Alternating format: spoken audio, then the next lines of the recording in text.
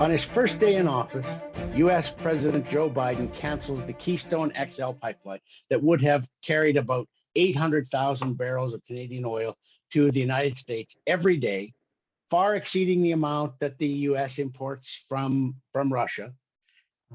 But now that there's a problem with dealing with Russia, well, Biden would like our oil. He didn't want it then because he had the luxury of being green. But now he needs it. I'm Lorne Gunter from the Edmonton Sun. I'm joined today by Lorrie Goldstein, the Toronto Sun. Lorrie, you wrote about this today in the Toronto Sun. What's your take?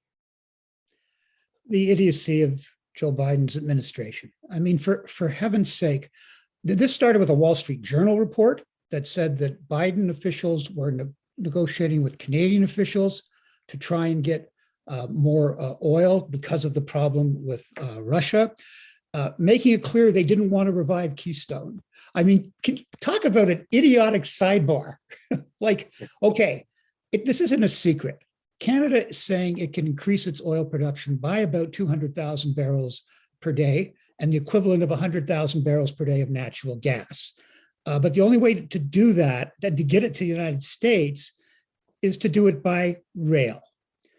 Let's just go back to a little history of Keystone. Obama, the former boss of Joe Biden, kills it in 2015 after 7 years of dithering. During that time, his State Department told him twice, look, we're going to need the oil anyway. And since we're going to need it, it's better to go by pipeline than by rail or truck. They added in truck, right? Obama doesn't care. He's building pipeline. He's boasting at the time that he's building more pipeline and gas, new pipelines in the United States to more than encircle the earth. But the one he kills, because he's it's a Democratic crazy environmental base, he kills Keystone, which he can do on his own because it's cross-border. Okay, so he kills it. Horrible Donald Trump revives it, which would have done us a big favor and would have done now, like it would be there, it would be operating.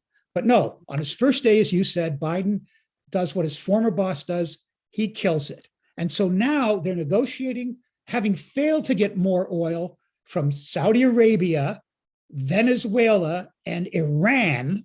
Biden now wants ours by rail. And look, it's only going to be, it's like at most, it's going to be 200,000 barrels. And as you know, we can't get it to our tidewater to do it internationally. So if this stuff does get there by rail, that will bolster American supplies, and theoretically that will help them to reconfigure their own decisions to get it out to. But it's just the stupidity of this trendy thing of that we're going to get rid of oil. That's all. Yeah. And there's a Canadian angle to this too, and that is that we have to learn about this from the Wall Street Journal. The Trudeau government doesn't want to admit that it's negotiating with the Americans to increase Canadian oil production because, of course, since 2015, when they came to power, they have done absolutely everything they can to limit, restrict, reduce Canadian oil and gas production. They've said on more than one occasion that their ultimate goal is to shut down the energy industry in Canada, period. So they don't want Keystone revived either, because despite the fact that they said they were in favor of Keystone, when Biden canceled it, they raised no stink about it, not a word, because it's really what they wanted too. They wanted Keystone done. They wanted to say they were in favor of it because they thought they might get a few pro-economy voters to go along with them. But what they really wanted was to see Biden kill it.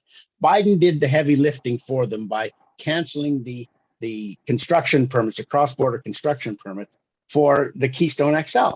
And, you take a look at Line 5, for instance, which is another pipeline, a long-standing pipeline over 70 years that runs through Michigan into Ontario, and then by other pipelines or by trucks and rail into Quebec. The Trudeau government's put up all sorts of fuss about maybe having that closed, but that's because it takes oil to parts of the country that vote Liberal.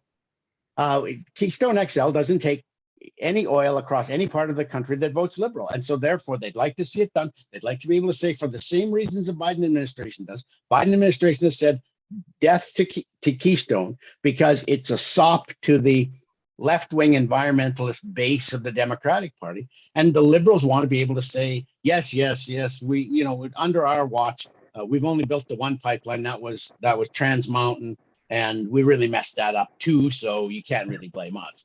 Two things there. One, absolutely right. They have just approved an offshore oil, Yes. a huge thing. Where? Atlantic Canada, Newfoundland. Votes liberal. I mean, it's Absolutely. just like I guess the broader issue there, Holt, from my view, is this reveals the insanity of this woke idea that you could get off oil and natural gas like that, and you could announce plans to reduce it and lower greenhouse gases for a decade, for 20 years, for 30 years, till we're supposedly to net zero. Lorne, all of that is out the window because of two things that happened in the last 2 years. First, the pandemic, which now everybody's trying to get back economy. What do they need? They don't need wind and solar. They need oil and gas. First thing, 2 years ago. Second thing, 6 weeks ago, which is the even bigger one, which is the invasion by Putin of Ukraine. And now all of Europe and all of the world is looking at energy security because Russia supplies 45% of natural gas to Europe and 10% of the world's oil. And so to me, everything just changed in the last, 2 years, and particularly in the last 6 weeks. Everything you thought was true about global energy supply and security is gone. And yet they persist in this.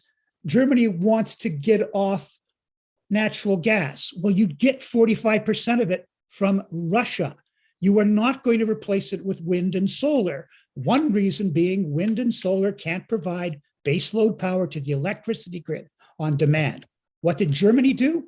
It killed its nuclear industry. Right. And then it had to and it had a lot of had a lot of wind and solar. Sorry, but then it goes, we can't. That doesn't really. So we'll have coal. So in our exactly environmentally sensitive, we will up our coal. And then it was, coal, that's the worst one. So the most carbon intensive. So we'll go to natural gas. Where can we get natural gas from? Putin. And so they've walked themselves into not just Germany, but Europe, and to a large extent, North America. We've walked ourselves into this disaster by thinking that you could abandon fossil fuels like that. You can't. And history now is showing why. Yeah. And one closing thought.